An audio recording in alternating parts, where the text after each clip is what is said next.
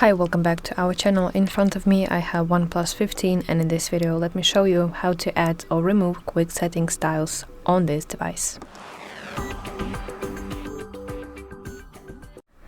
So you want to open the quick settings panel by swiping down from the top part of your screen, and now you have to tap the pencil icon to enter editing mode.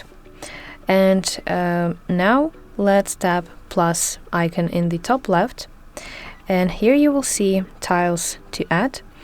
So in order to add some kind of tile, you want to simply tap on it and it will appear right here. Now in order to remove some kind of tile, you want to simply tap on minus, and as you can see it will disappear.